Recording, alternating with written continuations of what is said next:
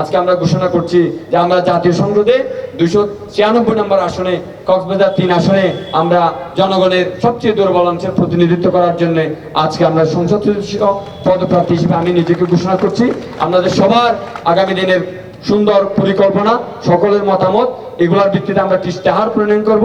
সেই দিয়ে সবচেয়ে প্রান্তিক মানুষটিকে জানিয়ে দেওয়া হবে যে রাজনীতি মানে বাদ, রাজনীতি মানে কাপড়, রাজনীতি মানে ঘর, রাজনীতি মানে ফ্রি চিকিৎসা, রাজনীতি মানে ফ্রি শিক্ষা।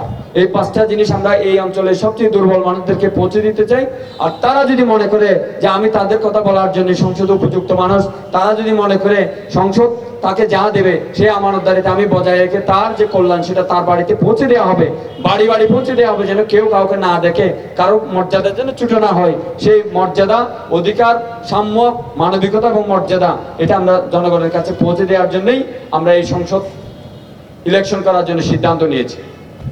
এই জায়গায় আপনারা যারা আছেন তারা যদি আমাদের কথাগুলো প্রান্তিক মানুষকে পৌঁছে দিতে পারেন আর প্রান্তিক মানুষদেরকে যদি আমরা রিচ করতে পারি, আমরা আশা করতে চাই যে আমরা এটার মধ্য দিয়ে বাংলাদেশ একটা মডেল দাঁড় করাতে পারবো, যার বদলতে বাংলাদেশের মানুষেরা আর কখনো দলে দলে ঝগড়া দেবে না, দলে দলে বিভক্ত হয়ে মারামারি দেবে না, ফ্যাসিজম কায়েম করবে না, আর কখনো বিপ্লব করতে হবে না, গরিব মানুষকে আর কখনো প্রাণ দিতে হবে না। আর এই ব্যবস্থাপনা তৈরি করার জন্য গোটা বিশ্বে আমাদের যারা বন্ধুরা আছেন, যারা আমাদেরকে চিনেন, আমরা বলতে চাই যে গত 25 বছরে যত কাজ কক্সবাজারে হয়েছে এর চাইতে বেশি কাজ ইনশাআল্লাহ আগামী 5 বছরে হবে। তার জন্য গোটা বিশ্ব থেকে যেখান থেকে আমাকে ফাইন্যান্স আনতে হয় আমি তার জন্য দৌড়াদৌড়ি করব। আমাকে শুধুমাত্র সরকারি টাকার উপরে দাঁড়িয়ে থাকার জন্য আমি এই কাজ করছি না। আমরা বলছি যে কক্সবাজারকে যদি মডেল দাঁড় করাতে হয় তার জন্য যেখান থেকে ফিনান্স আনতে হয় সেই কাজ আমরা করব। আমরা প্রত্যেকটা যুবকের বেকারত্বের অবসান চাই, প্রত্যেকটা যুবকের শক্তির কাজে লাগাইতে চাই, আর কোনো মানুষ যেন ভিক্ষা করতে না হয় এই ব্যবস্থা আমরা কক্সবাজার করতে চাই।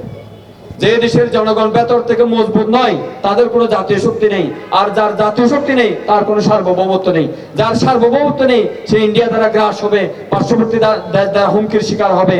আমার জনগণ যদি বাদ খেতে পারে, আমাদের দেশের সবচেয়ে প্রান্তিক মানুষটা যদি কারো কাছে হাত পাততে না হয়, কোনো মহিলাকে যদি লাইন ধরে চাল না নিতে হয়, ডেফিনেটলি সে একটা শক্তিশালী জাতি রাষ্ট্র তৈরি করবে, তার জন্য সন্তান জন্ম দিতে পারবে।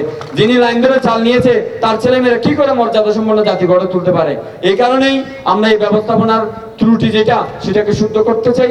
আমরা আগের রাজনীতিগুলোকে নাকচ করতে চাই না। আমরা বলতে চাই যে তারা যে কাজ করেছে তার বদৌলতে আজকের বাংলাদেশ তৈরি হয়েছে, কিন্তু সেই বাংলাদেশের শেষ কথা নয়।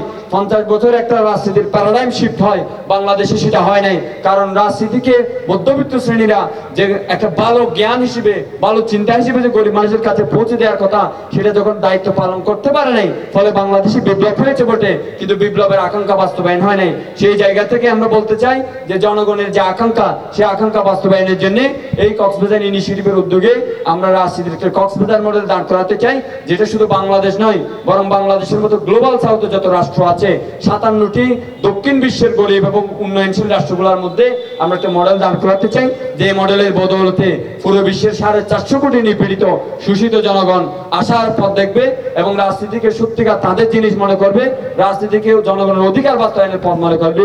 সেই বাস্তবতা বাস্তবায়নের জন্যই আজকে আমরা ঘোষণা করছি যে আমরা জাতীয় সংসদে 296 নম্বর আসনে কক্সবাজার 3 আসনে আমরা জনগণের সবচেয়ে দুর্বল অংশের প্রতিনিধিত্ব করার জন্য আজকে আমরা সংসদ সদস্য পদপ্রার্থী হিসেবে আমি নিজেকে ঘোষণা করছি। আপনাদের সবার আগামী দিনের সুন্দর পরিকল্পনা, সকলের মতামত, এগুলোর ভিত্তিতে আমরা ইশতেহার প্রণয়ন করব।